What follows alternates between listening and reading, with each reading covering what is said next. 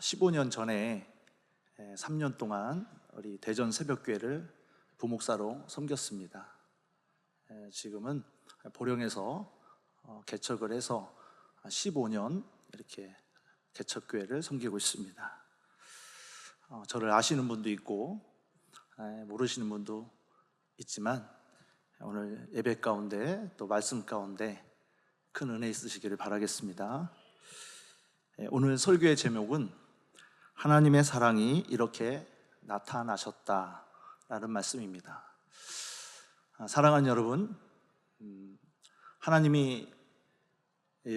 하나님께서 살아계시고 하나님께서 우리를 사랑하시는 것을 믿습니까? 다시 한번 질문할까요? 하나님께서 지금 살아계시고 하나님이 우리를 사랑하시는 것을 믿습니까? 그런데 하나님이 살아계시다라는 것을 어떻게 믿을 수 있죠? 하나님은 볼 수도 없고 느낄 수도 없고 이렇게 경험할 수도 없는데 하나님이 살아계시다라는 것을 어떻게 알 수가 있을까요?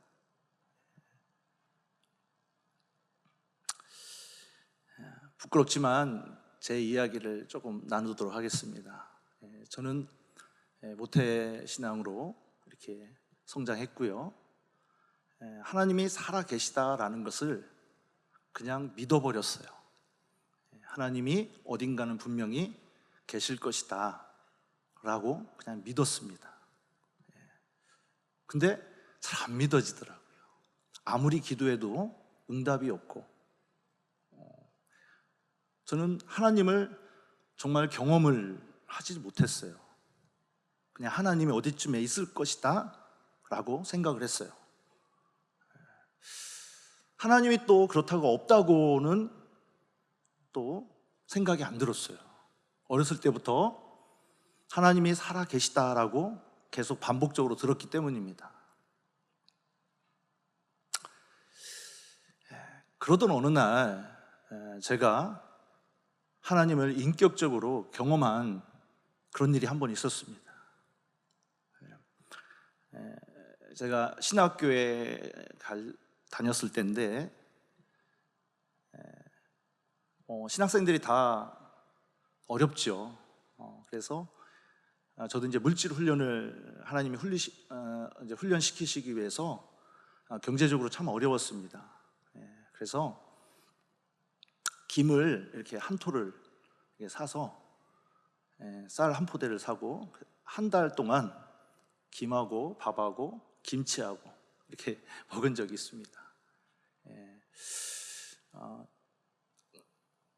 경제적으로 어려워서 친구 자취방에서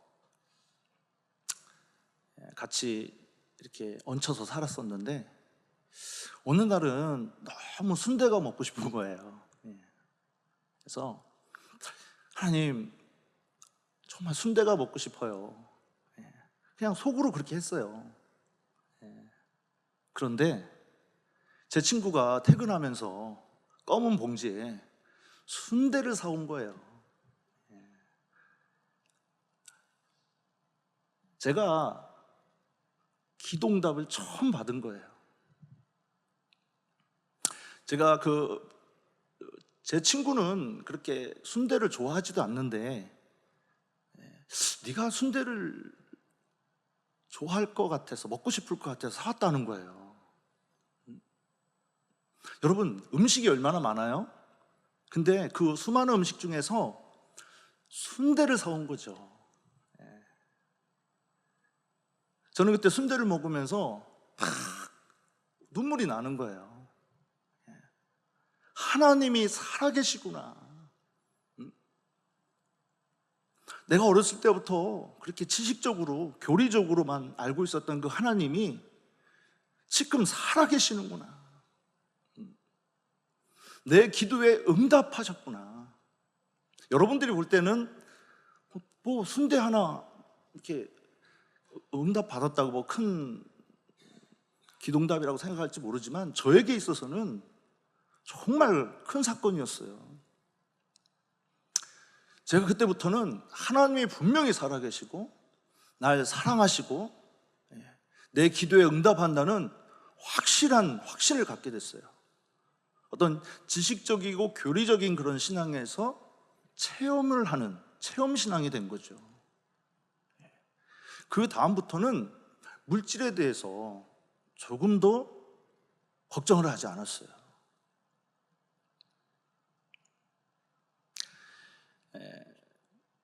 그때 경제적으로 어려웠기 때문에 예전에 그 다방 아가씨들이 타고 다니는 그 오토바이, 스쿠터라고 하죠. 그걸 타고 다녔는데 돈이 없으면 그 스쿠터에 그 기름이 떨어지는 게 보입니다. 그래도 걱정을 안 했어요. 왜? 하나님이 살아계시니까. 그리고 정말 그 스쿠터의 기름이 한 번도 떨어진 적이 없습니다. 한 번은 등록금을 내야 하는데 돈이 없었어요. 그리고 제가 등록금을 못 낸다는 것을 아무도 몰라요. 그래서 그 등록금을 내는 마감 바로 전날 제가 철야 기도를 하고 학교에 갔습니다. 그리고 그 마감 1시간 전에 제가 그냥 믿음으로 통장을 찍었어요. 그런데 그 통장에 300만 원이 찍혀 있었어요. 지금도 누가 입금했는지 모르겠습니다. 저뿐만 아니라 많은 목회자들이 다 이런 경험을 했겠죠. 그 이후에 제가 10년 동안 얼마나 많은 기도 응답을 받았고 얼마나 많은 체험을 했겠습니까? 그래서 저는 하나님이 살아계시고 하나님이 날 사랑한다는 것에 대해서 한 번도 흔들려 본 적이 없습니다.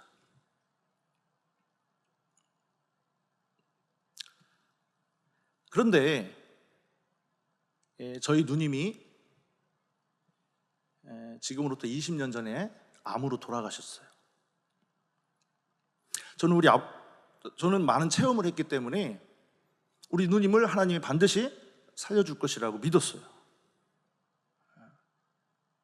그런데 끝내 돌아가셨어요.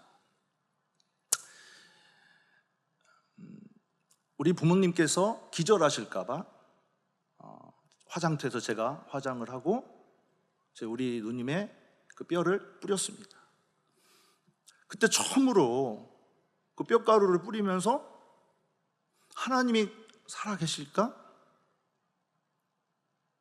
하나님이 날 사랑하시나? 라는 의문이 들었어요. 제가 그때 한 가지 깨달은 게 있어요. 체험으로 믿어진 신앙은 체험이 흔들릴 때 무너진다. 체험 신앙은 귀한 거지만 체험 신앙은 절대적인 것은 아니다라는 것을 그때 깨달았어요. 그래서 오늘 여러분들과 함께 나누고 싶은 것은 어떠한 상황 속에서도 하나님이 살아계시고 하나님이 날 사랑한다라는 확실한 증거가 있다라는 거예요. 그 부분에 대해서 함께 나눠보도록 하겠습니다. 사랑하는 여러분, 다시 한번 질문하겠습니다. 하나님이 살아계시고 하나님이 날 사랑하시는 걸 믿습니까? 어떻게 믿습니까? 하나님이 보이지도 않고 경험할 수도 없고 느낄 수도 없는데 하나님이 살아계시다라는 확실한 사실을 어떻게 믿습니까? 내 목에 칼이 들어와도 하나님이 살아계십니다. 그리고 하나님이 날 사랑합니다 라고 어떻게 확신할 수가 있습니까? 사랑하는 여러분, 하나님이 살아계시고 하나님이 저와 여러분들을 사랑하는 확실한 증거가 있습니다. 그것은 바로 예수님이 하나님이시라는 것입니다. 믿습니까? 예수님이 역사적 실존 인물이신 걸 믿습니까? 지금으로부터 2000년 전에 예수님은 지구 반대편에 살아계셨습니다. 우리나라로 말하면 삼국시대 때 예수님은 살아계셨습니다. 역사적 실존 인물입니다. 기독교를 믿지 않는 불신자들도 예수님이 역사적 실존 인물이라는 것에 대해서는 부인할 수가 없습니다. 여러분 다 아시다시피 AD와 BC를 나누는 역사의 분기점을 예수님께서 나누고 계십니다. 그런데 세상 사람들은 예수님을 4대 성인 중에 하나로 알고 있는데 우리는 어떻게 예수님을 하나님으로 믿을 수 있는가? 예수님은 33살이었습니다. 직업은 목수였습니다. 그 예수님을 어떻게 하나님으로 믿을 수 있는가?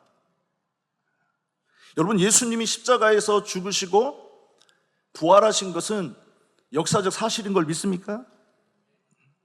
자, 우리는 예수님이 부활했다는 그 사실을 통해서 예수님을 하나님으로 믿을 수가 있습니다.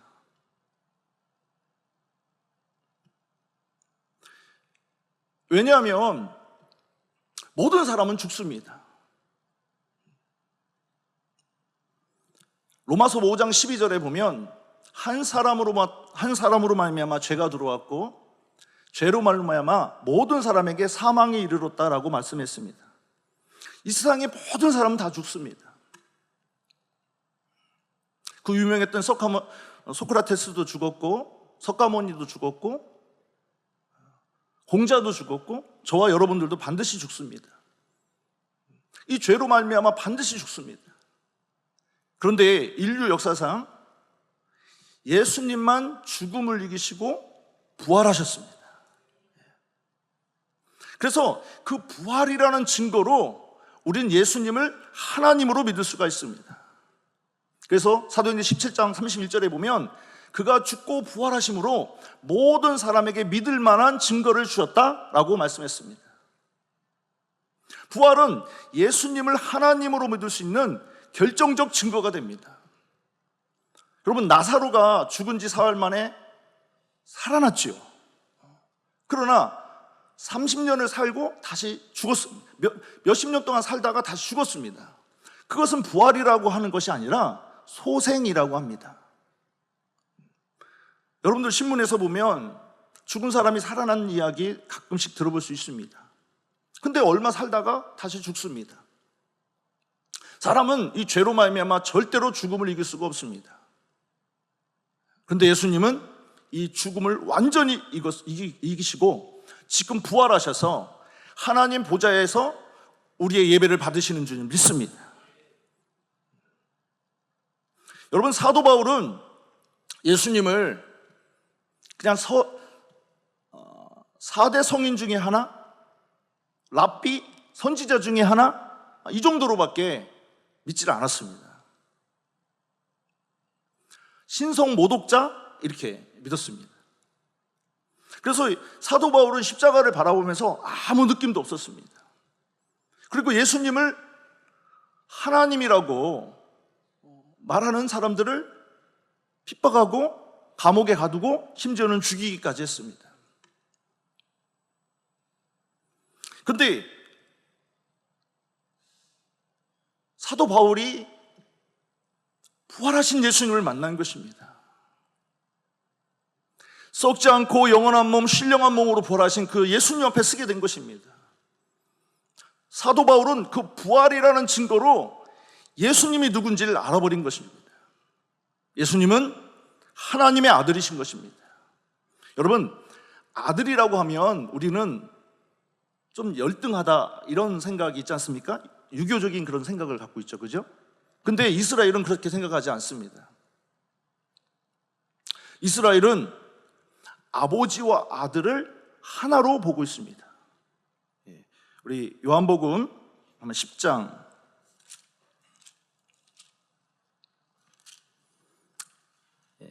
30절 성경책을 한번 찾아보시죠. 여기 나와 아버지는 하나니라 하신데 유대인들이 다시 돌을 들어 치려 하거늘 예수께서 대답하시되 내가 아버지로 말미암아 여러 가지 선한 일로 너희에게 보였거늘 그 중에 어떤 일로 나를 돌로 치려 하느냐. 유대인들이 대답하되 선한 일로 말미암아 우리가 너를 돌로 치려는 것이 아니라 신성모독으로 인함이니 내가 사람이 되어 자칭 하나님이라 함이로라. 그러니까 아버지와 나는 하나다라는 말이 유대인들은 어떤 의미인지를 아는 거예요. 너 33살 청년이잖아. 네 직업은 목수잖아. 근데 네가 하나님이라고? 돌로 쳐 죽이려고 하는 거예요.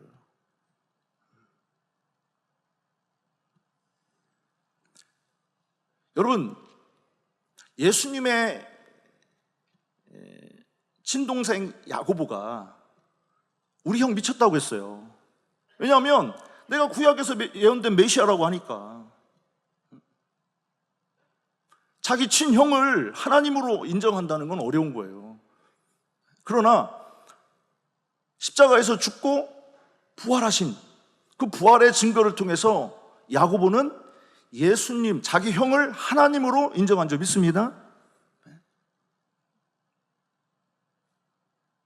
여러분, 세상 사람들이 예수님을 4대 성인 중에 하나라고 하는데 예수님이 하나님이신 결정적 증거가 있습니다.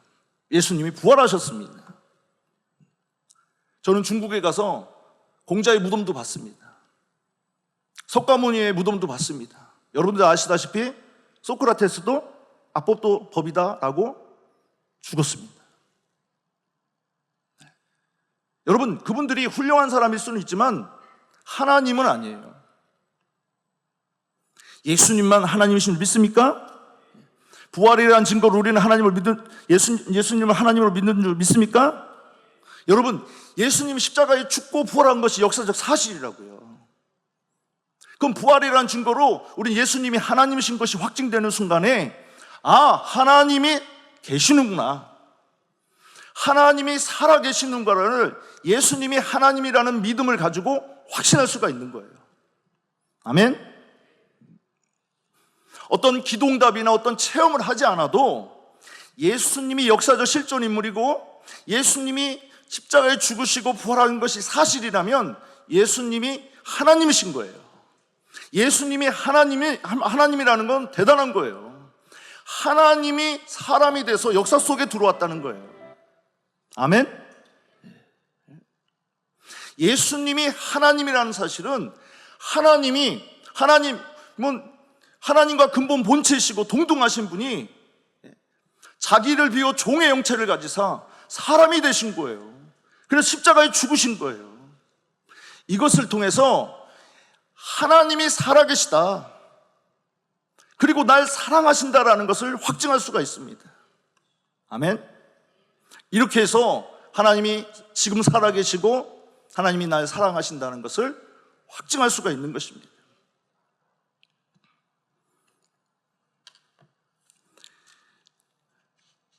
자, 두 번째로 하나님이 날 사랑한다라는 것을 어떻게 할 수 있는가를 살펴보겠습니다.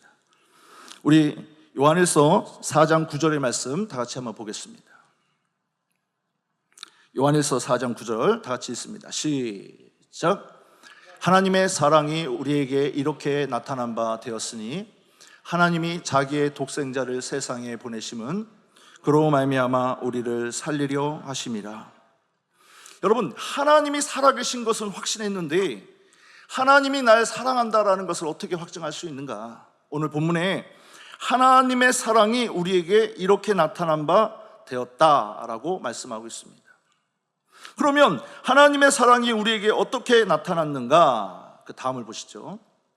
우리 다시 한번 읽어볼까요? 요한일서 4장 9절 시작. 하나님의 사랑이 우리에게 이렇게 나타난 바 되었으니 하나님이 자기의 독생자를 세상에 보내심은 그로 말미암아 우리를 살리려 하심이라. 하나님은 내가 너희를 사랑해 라고 말로만 한 것이 아니라 행동으로 보여주셨다는 거예요. 사랑은 마음에만 있는 것이 아니에요. 반드시 표현되는 것입니다. 그래서 하나님이 너희를 사랑해라고 말로만 하는 것이 아니라 하나님의 사랑을 나타내 보이셨는데, 어떻게 하나님의 사랑을 나타내 보이셨냐면 하나님이 자기의 독생자를 세상에 보내셨다는 거죠. 그 다음 PPT 보시죠. 여기 독생자라는 말이 있는데요, 이 독생자라는 말은 원어로는 모노게네라고 이렇게 표현되고요, 유일한 출생자라는 의미를 갖고 있습니다. 그리고 사랑한다라는 의미를 갖고 있습니다. 이 독생자가 하나라는 의미보다는 유일한 출생자라는 것입니다. 그리고 사랑한다라는 의미를 갖고 있습니다. 이것은 하나님의 유일하신 아들이실 뿐 아니라 동시에 하나님께서 가장 사랑하시는 존재이신 예수님을 세상에 보내셨다는 뜻입니다. 이 사랑한다라는 의미는 어떤 의미를 갖고 있냐면, 성부 하나님과 성자 하나님이 마주 본 상태에서 성부 하나님이 성자 하나님을 향해서 넌 내 사랑하는 아들이야, 오늘날 내가 너를 낳았어 라는 의미를 갖고 있습니다. 넌 나의 유일한 출생자야, 넌 내 사랑하는 자야, 이렇게 말하는 것입니다. 이것이 독생자라는 의미를 갖고 있습니다. 사랑하는 여러분, 하나님의 사랑이 우리에게 이렇게 나타난 바 되었는데, 하나님이 자기의 독생자, 그 유일하시고 사랑하시는 자기의 독생자를 세상에 보내셨다는 거예요. 그 이유는 무엇이냐? 우리 요한에서 다음 보겠습니다. 또 보시죠. 또 다음 보시죠. 또 읽어보시죠. 시작. 하나님의 사랑이 우리에게 이렇게 나타난 바 되었으니 하나님이 자기의 독생자를 세상에 보내심은 그로 말미암아 우리를 살리려 하심이라. 사랑하는 여러분, 하나님의 사랑이 우리에게 이렇게 나타났다는 거예요. 하나님이 자기의 독생자를 이 세상에 보내셔서 그 예수 그리스도로 말미암아 저와 여러분들을 살리셨다는 거예요. 이렇게 해서 하나님은 우리를 사랑한다라는 것을 확증해 주셨다는 거예요. 그 다음 보시죠. 또 요한에서 4장 10절을 한번 보시죠. 시작. 사랑은 여기 있으니 우리가 하나님을 사랑한 것이 아니요 하나님이 우리를 사랑하사 우리 죄를 속하기 위하여 화목제물로 그 아들을 보내셨습니다. 여러분, 사랑은 여기 있다는 거예요. 여러분, 우리가 하나님을 사랑한 것이 아니에요. 하나님이 우리를 사랑하사 우리 죄를 속하기 위해서 화목제물로 그 아들을 보내셨다고 말씀하고 있습니다. 여러분, 우리가 하나님을 사랑한 게 아니에요. 하나님이 우리를 사랑해 주셨어요. 우리가 언제일 때요? 우리가 하나님과 원수였을 때, 우리가 하나님 앞에서 경건하지 않을 때, 연약할 때, 우리가 하나님 앞에서 죄인이었을 때 하나님이 우리를 사랑해 주셨어요. 이걸 은혜라고 그래요. 여러분, 내가 하나님을 사랑했기 때문에 하나님이 날 사랑했다면 그거는 은혜가 아니라 보상이에요. 그건 감사가 되질 않아요. 왜냐하면 내가 한 일에 대해서 하나님이 보상해 준 것이기 때문입니다. 은혜는 무엇이냐면, 내가 하나님 앞에서 아무런 사랑을 받을 만한 일을 안 했는데, 내가 하나님 앞에 죄인이었는데, 심지어는 하나님 앞에서 원수였는데 하나님이 나와 같은 자를 위해서 독생자를 보내주셔서 내 죄를 대신해서 죽어주셨다는 거예요. 나를 사랑해 주셨다는 거예요. 그래서 나를 대신해서 죽으셔서 나를 살려주셨다는 거예요. 이것이 하나님의 사랑인 줄 믿습니다. 10절로 다시 한번 보시죠. 다음 넘기시죠. 자, 다시 한번 읽어볼까요? 시작. 사랑은 여기 있으니 우리가 하나님을 사랑하는 것이 아니요 하나님이 우리를 사랑하사 우리 죄를 속하기 위하여 화목제물로 그 아들을 보내셨습니다. 여기 화목제물이라는 말이 있는데요, 자, 우리 여기 화목제물이라는 말은요, 원어로는 힐라스몬이라고 되어 있고요, 속죄, 화목제라는 의미를 갖고 있어요. 여러분 죄는 무서운 것입니다. 사람들이 죄를 지었어요. 예를 들어 살인죄를 지었습니다. 감옥에 갔어요. 한 30년을 살고 나왔습니다. 그러면 그 죄가 끝난 건가요? 끝나지 않았습니다. 죄에 대한 그 형량을, 내가 벌을 받은 거지 죄는 끝난 게 아니에요. 그 피해를 받은 사람은 그 죄를 평생 갖고 갑니다. 여러분, 죄는 언제 끝나냐면요, 내가 죽었을 때 죄가 끝나는 거예요. 그래서 죄는 너무 무서운 거예요. 그래서 성경에서는 죄의 삭은 사망이다. 피 흘림이 없은즉 죄 사함이 없다라는 말이 그 말이에요. 여러분, 죄는 언제 끝나느냐? 그 죄 때문에 내가 죽어야 끝나는 거예요. 그래서 이 화목제물이라는 말은 속죄하다, 이런 의미를 갖고 있어요. 여러분, 구약에서는 어떻게 죄 문제를 해결했냐면, 내가 죄를 지었어요. 그러면 양 한 마리를, 양이나 염소를 끌고 옵니다. 그리고 그 양에게 안수를 합니다. 그러면 내 죄가 그 양에게 전가가 됩니다. 그러면 그 양이 내 죄를 짊어지고 날 대신해서 죽는 거예요. 그리고 그 양의 그 피를 보면서 하나님이 우리의 죄를 용서해 주시는 거예요. 그걸 속죄라고 하는 거예요. 여러분, 다시 한번 요한일서 4장 10절 다시 한번 읽어볼까요? 시작. 사랑은 여기 있으니 우리가 하나님을 사랑한 것이 아니요 하나님이 우리를 사랑하사 우리 죄를 속하기 위하여 화목제물로 그 아들을 보내셨다. 우리 죄 때문에 내가 죽어야 하는데, 예수님께서 하나님의 어린 양, 세상 죄를 지고 가는 하나님의 어린 양이 돼서 내 죄를 대신 짊어지시고 날 대신해서 죽으신 걸 화목제라고 그래요. 자, 지금 사도 요한이 사랑은 여기 있다는 거예요. 우리가 하나님을 사랑한 것이 아니야 하나님이 우리를 사랑하사 우리 죄를 속하기 위하여 화목제물로 그 아들 독생자를 보내주셨다는 거예요.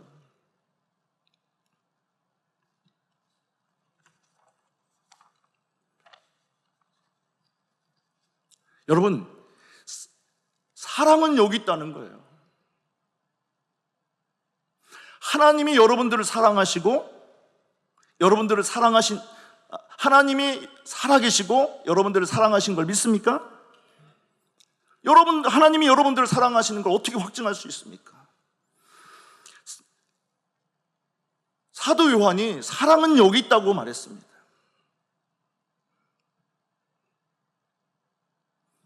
십자가가 하나님의 사랑인 줄 믿습니까? 근데 우리는 기도응답을 받거나 어떤 체험을 하거나 그럼 하나님이 날 사랑하시는구나, 하나님이 살아계시구나 라고 믿습니다. 근데 십자가는 별로 느낀 감정이 안 오니까, 우리가 교통사고를 나가서 극적으로 구했어요.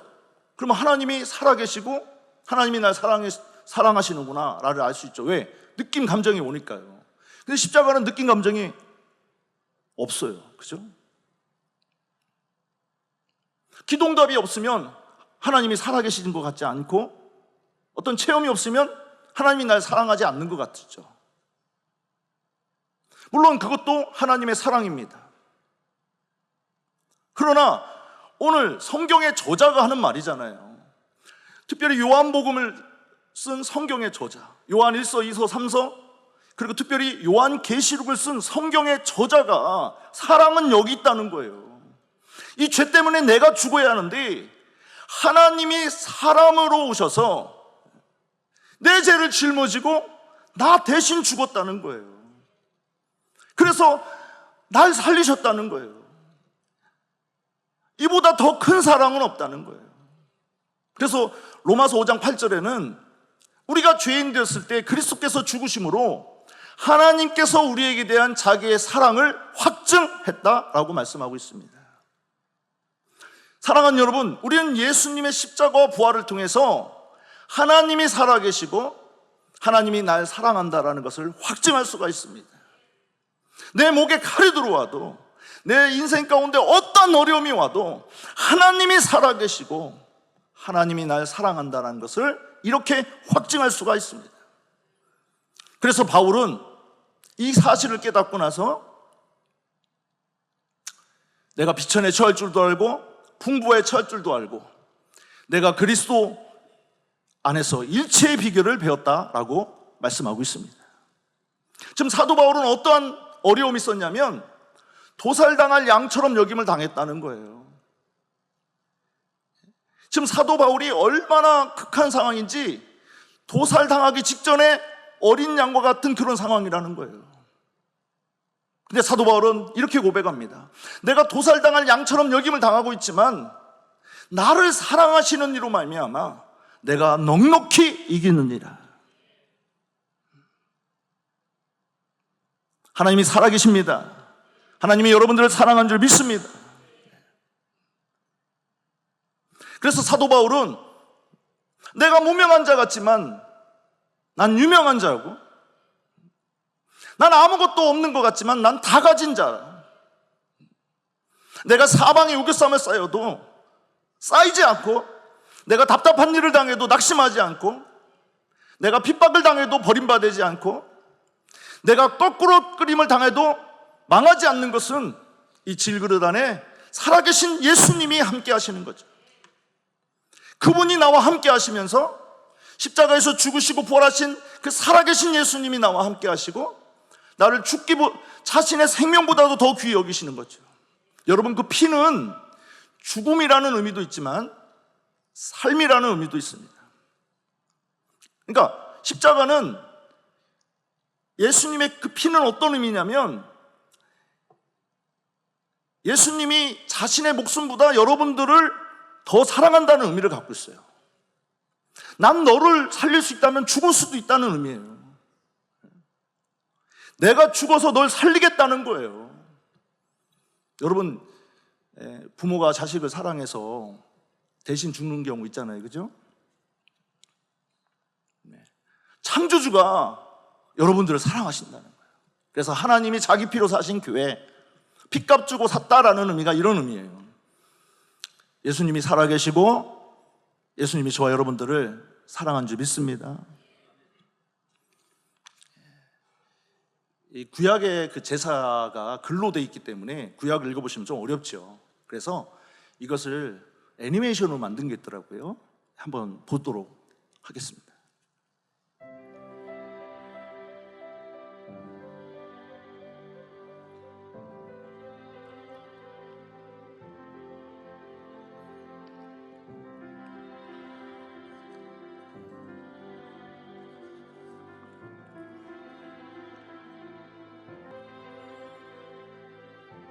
양에게 안수해서 죄가 전가되는 모습이죠.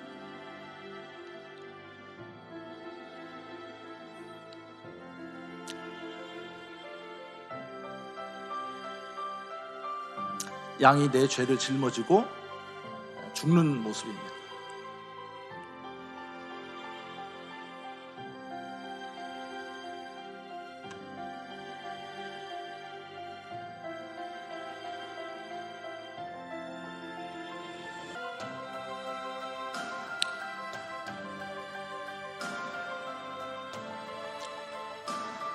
머리가 잘리고 껍질이 벗겨지고 각이 떠져서 저렇게 불에 태워서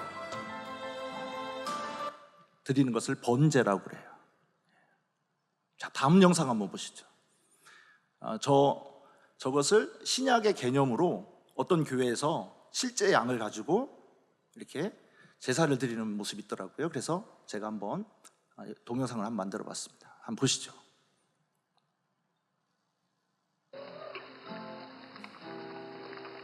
내가 이 피를 너희에게 주어 단에 뿌려 너희 생명을 위하여 속하게 하였나니 생명이 피에 있으므로 피가 죄를 속하는다. 지금 제사장이 제물에 흠이 없는지를 확인하고 있습니다.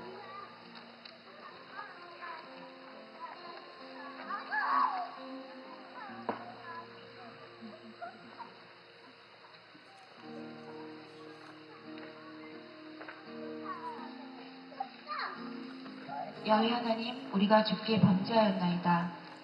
우리의 죄를 흠없이 흘려온 이 양에게 옮겨놓사오니 이 양의 생명과 피를 거두시고 주님께서 약속하신 대로 우리 죄를 사하여 주옵소서.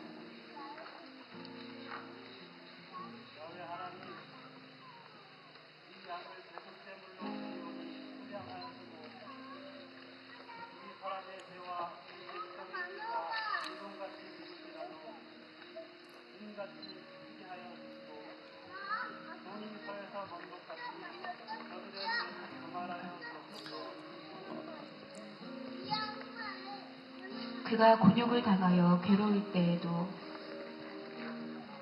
그 입을 열지 아니하였으며 마치 도살장으로 끌려가는 어린 양과 털 깎는 자 앞에 잠잠한 양같이 그 입을 열지 아니하였도다. 자, 그 다음 장면은요. 다음 영상 한번 보시죠. 이제 그 양이 우리의 죄를 짊어지고 껍질이 벗겨지고 뿔이 잘리고 목이 잘리는 그런 장면이 나옵니다. 한번 보시죠. 그것이 어떤 의미를 갖는지 보시죠. 저 껍질입니다.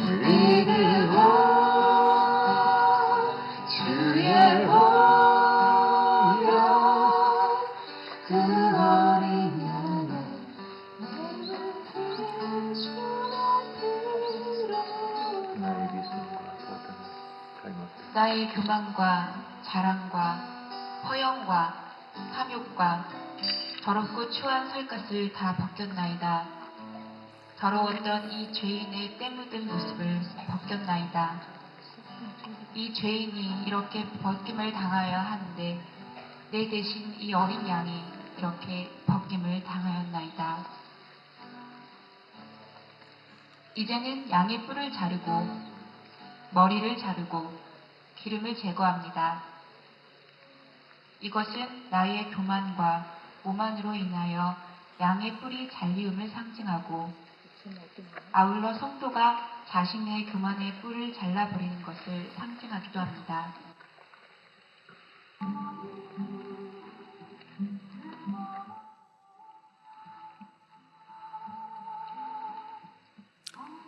뿔이 잘리고 야훼여, 머리가 잘리고 이 죄인은 이 뿔로 껍질이 얼마나 벗겨져서 고생했는지 모릅니다.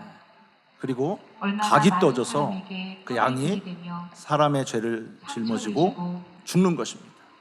많은 사람이 가슴을 아프게 했는지 모릅니다. 자, 여기까지 보겠습니다. 이 뿔을 잘라준 이거에 대해서 이사야 선지자가 이사야 53장 5절에 이렇게 말을 하고 있습니다. 다 같이 한번 보시죠. 우리 다 같이 읽겠습니다. 이사야 53장 5절 시작. 그가 찔림은 우리의 허물 때문이요 그가 상함은 우리의 죄악 때문이라. 그가 징계를 받음으로 우리는 평화를 누리고 그가 채찍에 맞음으로 우리는 나음을 받았도다. 우리는 다 양 같아서 그릇해가여 각기 제 길로 갔거늘 여호와께서는 우리 모두의 죄악을 그의 예수 그리스도에게 담당시키셨도다. 또 읽습니다. 시작.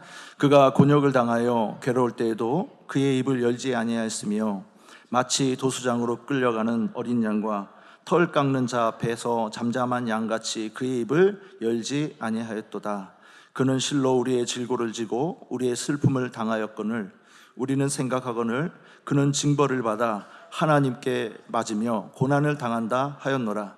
자, 구약에서 예수님이 십자가에서 죽고 부활하실 것을 이렇게 말씀하셨고요. 이것을 신약에서 이렇게 말씀하고 있습니다. 또 읽습니다. 요한복음 1장 29절입니다. 시작. 이튿날 요한이 예수께서 자기에게 나오심을 보고 이르되 보라 세상 죄를 지고 가는 하나님의 어린 양이로다. 로마서 5장 8절입니다. 시작. 우리가 아직 죄인 되었을 때 그리스도께서 우리를 위하여 죽으심으로 하나님께서 우리에 대한 자기의 사랑을 확증하셨느니라. 로마서 5장 10절 상반절입니다. 시작.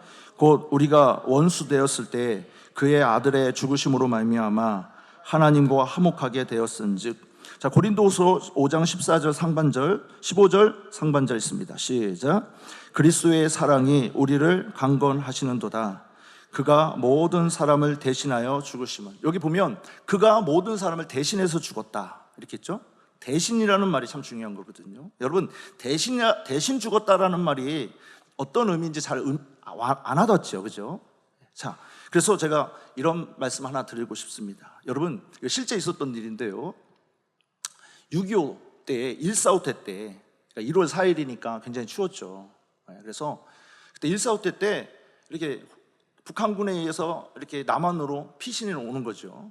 근데 서울 어느 쪽에 오다가 선교사님이 군인들의 그 찌푸차를 타고 이렇게 피난 오는 거예요, 남쪽으로. 근데 선교사님 그 부인이 그 다리 밑에서 애기 소리가 들린다는 거예요. 그래서 가보자는 거예요. 근데 이 엄동설안에 무슨 애기 소리냐, 빨리 가자, 지금 북한군 뒤에 쫓아온다, 이러다 죽는다, 한시가 급하다, 가자, 이렇게 하는데 그 선교사님 부인이 꼭 가보자는 거예요. 근데 사모님을 이길 수 있는 목사님은 없어요. 그죠? 그래서 찌푸차를 세우고 그 다리 밑으로 사모님이 갑니다. 그러니까 위험하니까 그 선교사님도 가는 거죠. 근데 그 다리 밑에 놀라운 일이 있는 거죠. 그 다리 밑에 어떤 여인이 속옷 하나 입지 않고 아이를 끌어안고 죽어 있는 거예요. 자기가 입었던 옷을 그 아이에게 다 이렇게 감싸주고 그 아이를 살리고 자기는 죽은 거예요. 보니까 그 어머니의 품속에 있었던 그 아이가 추워가지고 울었던 거예요. 그 모습을 본 선교사님 부부가 너무너무 감동이 돼서 그 아이를 데려다가 양자를 삼습니다. 그리고 전쟁이 끝나고 미국으로 가서 그 아이를 키웁니다. 이 아이가 나중에 좋은 대학도 가고 훌륭한 아이가 됐어요. 근데 사춘기가 들어왔을 때 자기의 정체성이 흔들리는 거죠. 학교에 가면 다 백인인데 왜 나만 동양인인가? 그래서 이 부분에 대해서 물어보니까 이제 때가 왔다라고 생각하고 그 선교사님이 사실을 얘기해 줍니다. 이만저만해서 이렇게 했다. 그때 그 아들이 그 소식을 듣고 막 웁니다. 엄마가 나 살리려고 죽었구나. 그래서 그 선교사님에게 아빠, 나 한국에 가고 싶어. 우리 엄마가 죽었던 그 다리 밑을 한번 꼭 가고 싶어. 그래서 한국에 오게 됩니다. 선교사님이 이럴 때를 준비해서 그 다리 위치를 정확하게 기억하고 있었습니다. 지금은 개발이 돼서 다리가 없어지고 큰 다리가 있었지만 분명히 이 자리입니다. 그 아들에게 얘기했습니다. 여기가 내 엄마가 죽었던 자리다. 근데 그 다리 위에서 그 아들이 옷을 하나하나 벗습니다. 그리고 속옷까지도 다 벗고 엉엉 웁니다. 엄마, 그때 얼마나 추웠어. 날 살려주셔서 감사합니다. 여러분, 그리스도께서 날 대신해서 죽었다라는 말이 어떤 의미인지 아시겠어요? 여러분, 이것은 인간과 인간에 대한 사랑이잖아요. 그죠? 그리고 내가 사랑하는 만한 사람을 위해서 죽어준 거잖아요. 근데 하나님의 사랑은 이거하고는 달라요.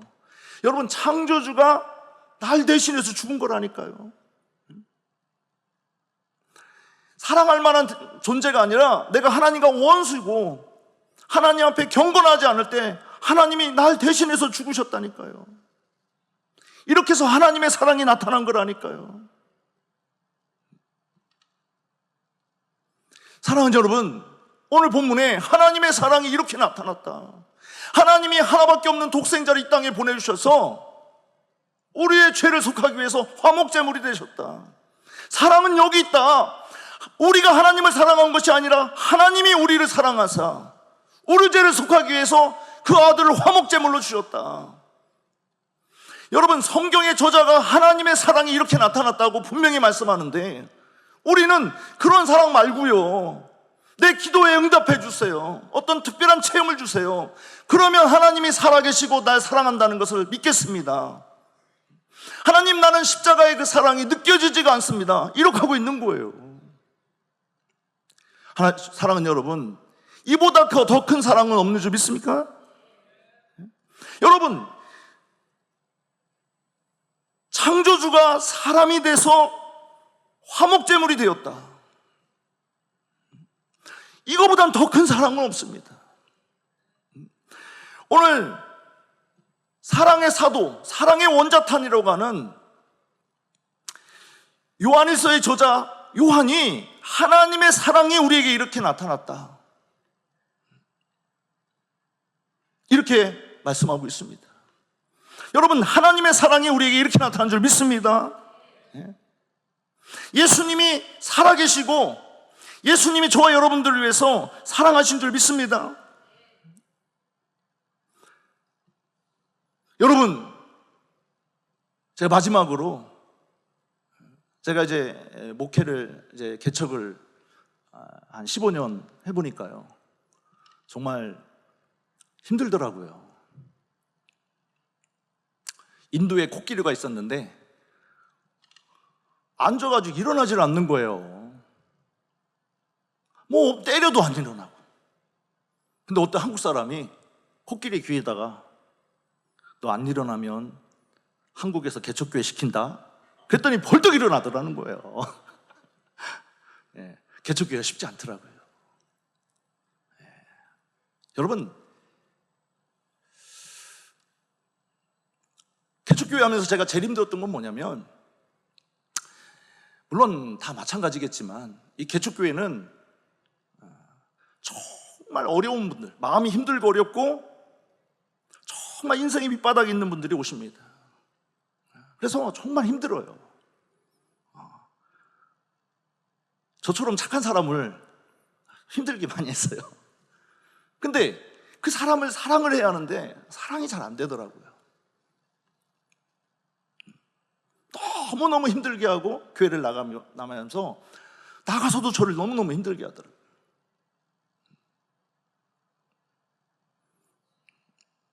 제가 고민했던 거는, 하나님이 날 이렇게 사랑했는데 그 하나님의 사랑이 왜 나타나지 않나? 예? 나 1만 달란트를 탕감받은 자인데 왜 나는 100데나리온 빚진 자를 용서 못하는가?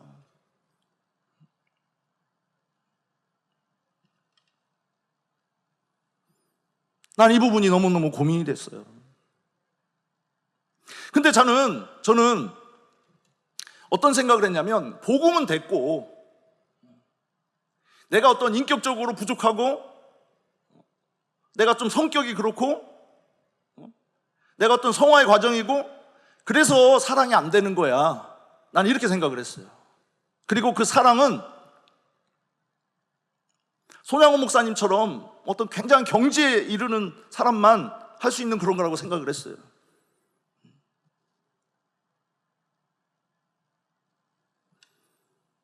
근데 제가 어느 날 기도하다가 깨달은 게 하나 있어요. 여러분, 우리 마태복음 한번 보실래요? 마태복음 5장 보시죠. 마태복음 5장 46절 한번 읽어보겠습니다. 시작. 마태복음 5장 46절 시작.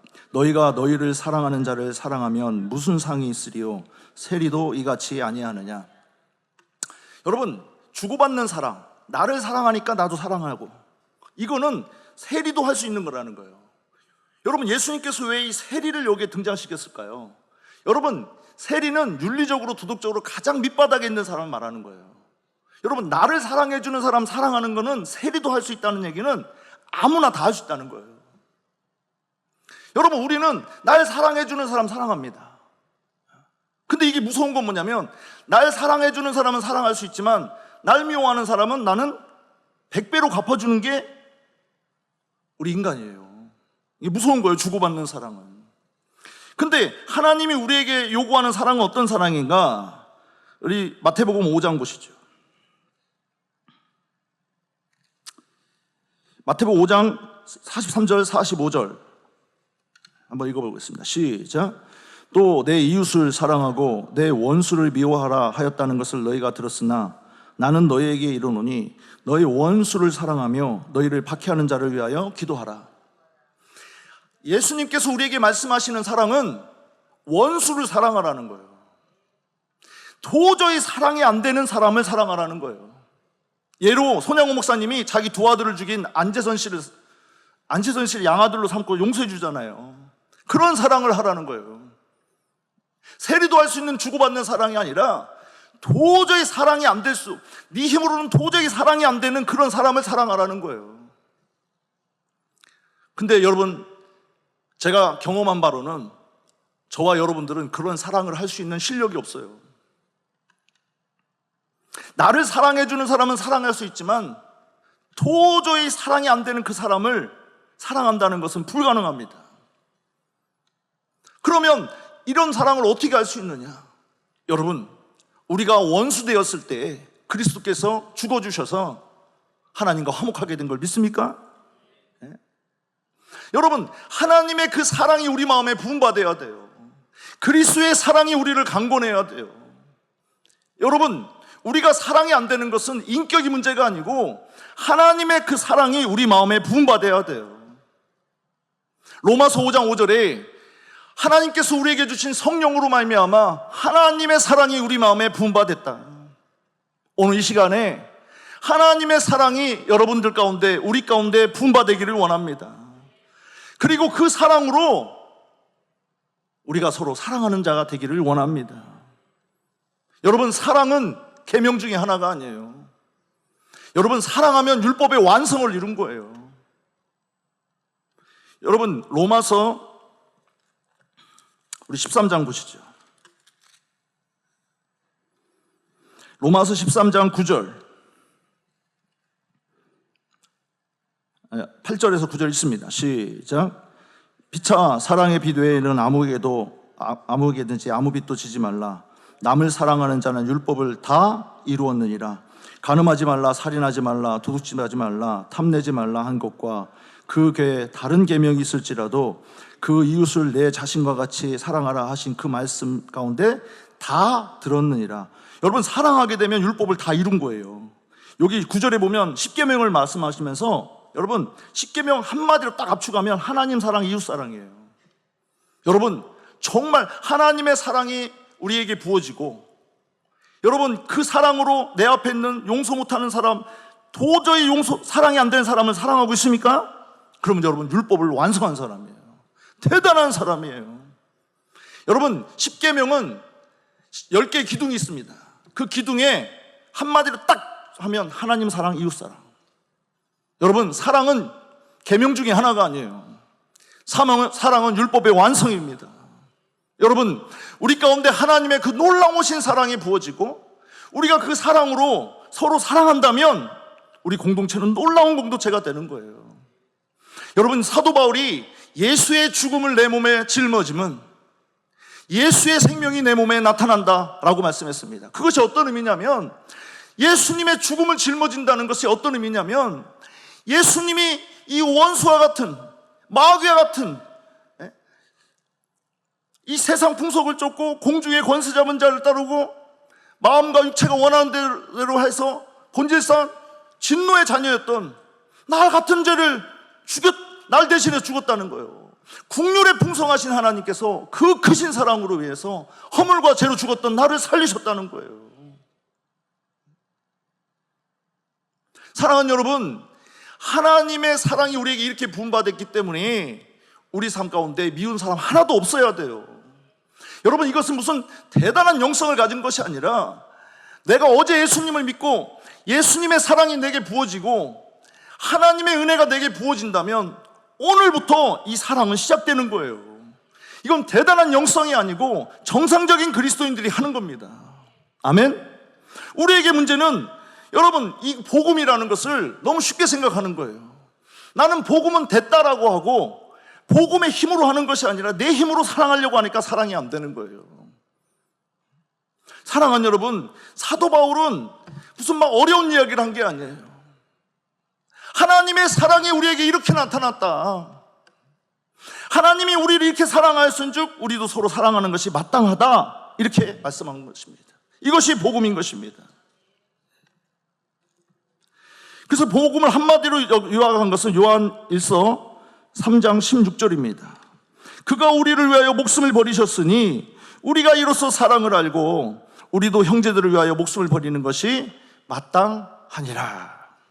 오늘 마지막 말씀 요한일서 4장 11절 우리 읽고 마치도록 하겠습니다. 시작.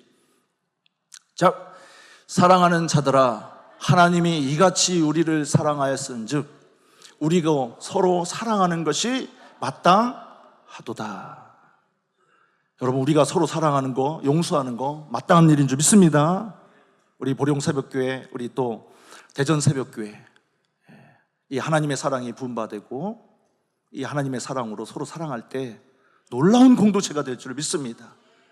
그 사랑이 우리 가운데 부어지고 에스겔 선지자가 보았던 그 비전, 그 사랑이 우리에게서 흘러나와서 문지방을 통해서 흘러가고 그 사랑, 예수님의 그 피, 예수님의 그 보혈이 닿는 곳마다 생명이 살아나고 그런 공동체에게 하나님이 하나님의 영혼들을 보내주시는 거예요. 사랑하는 여러분, 부활하신 예수님이 베드로에게 이렇게 말합니다. 베드로, 내가 너를 사랑한 것처럼 너도 나 사랑하니? 그때 베드로가, 자신만만했던 베드로가 이제는 자신이 없어요.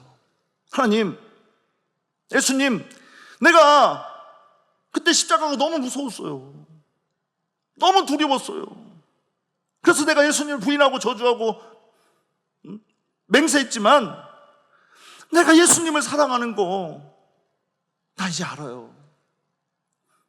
부활하신 주님을 만나고 나서 사도 바울이 십자가를 바라볼 때 부활하신 주님을 만나고 나서 예수님이 누군지 알아버린 거예요. 그리고 십자가를 바라볼 때 그 피가 어떤 의미인지를 알아버린 거죠. 부활하신 주님이 손에 못자국 난 손을 베드로에게 내밀어서 베드로, 넌 나 사랑하니? 라고 질문하는 거예요. 그때 베드로가 옛날처럼 자신만만하게 내가 사랑합니다 라고 얘기를 못하지만 내가 예수님을 사랑하는 줄 예수님이 압니다.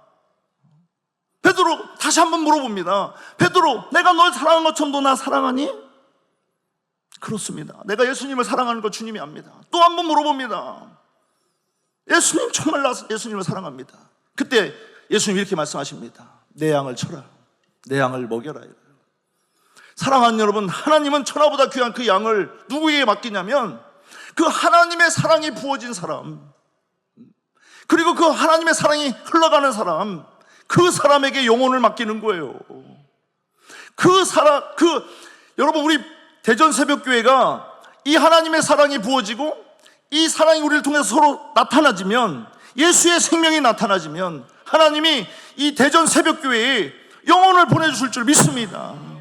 이 대전의 성시아를 이루는 큰 부흥을 이루는 귀한 교회가 공동체 될 줄 믿습니다.